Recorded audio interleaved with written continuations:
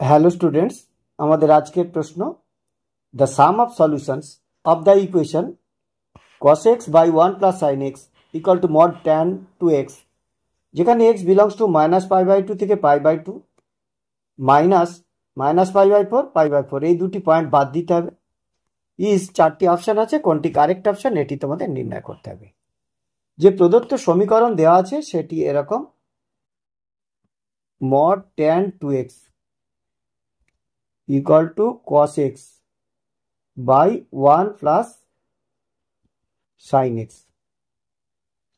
cos x এর পরিবর্তে আমরা লিখতে পারি cos square x by 2 minus sin square x by 2 by 1 এর পরিবর্তে লিখব cos square x by 2 plus sin square x by 2। sin x এর পরিবর্তে লিখব 2 cos x by 2 into sin x by 2 equal to cos x by 2 plus sin x by 2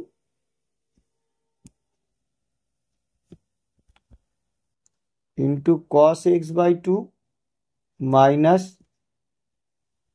sin x by 2 by cos x by 2 plus sin x by 2 whole square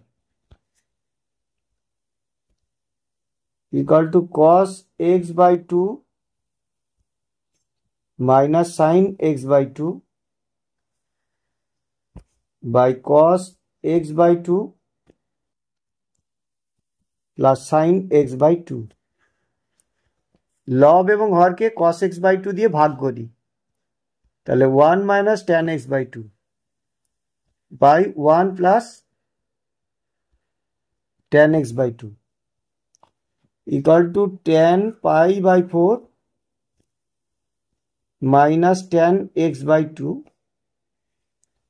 by 1 minus tan pi by 4 into tan x by 2 equal to tan pi by 4 minus x by 2। বাম দিকে ছিল mod tan 2x, উভয় পক্ষে বর্গ করি, তাহলে tan square 2x equal to tan square pi by 4 minus x by 2। সুতরাং 2x equal to n pi plus minus pi by 4 minus x by 2। এক্ষেত্রে পজিটিভ সাইনটা নিলে আমরা লিখতে পাচ্ছি 2x equal to n pi plus pi by 4 minus x by 2। সুতরাং 5x by 2 equal to n pi plus pi by 4, অর্থাৎ x equal to 2 by 5 n pi plus pi by 4।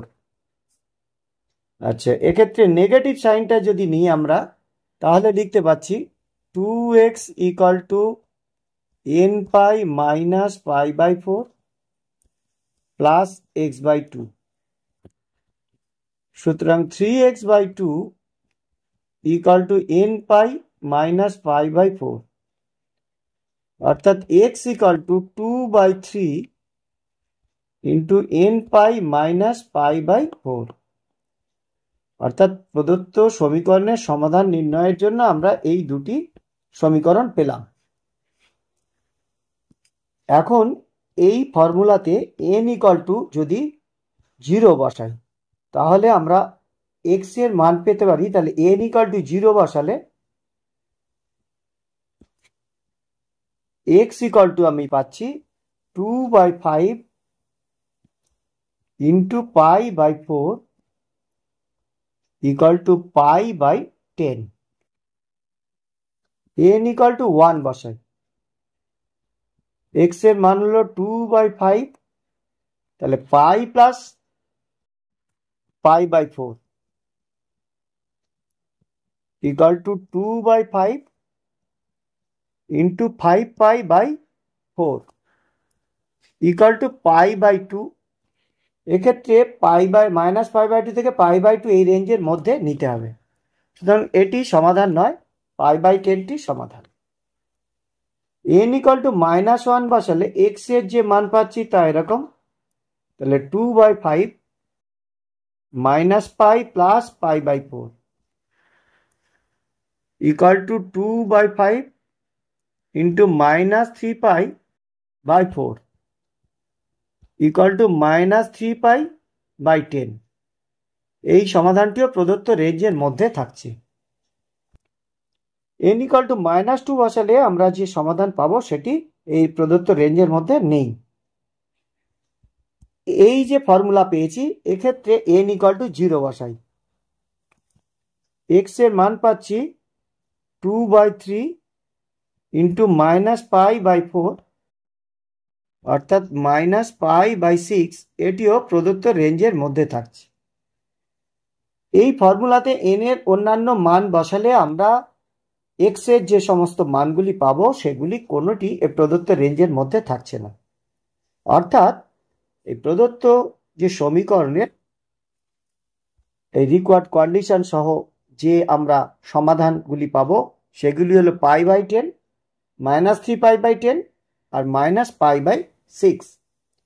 বলা হচ্ছে সাম of the solutions, তাহলে এই সলিউশনগুলোর সাম, তাহলে -π/6 plus π/10 -3π/10 equal to -π/6 -5 এক্ষেত্রে পাচ্ছি 2π/10 অর্থাৎ π/5 ইকুয়াল টু -11π/30।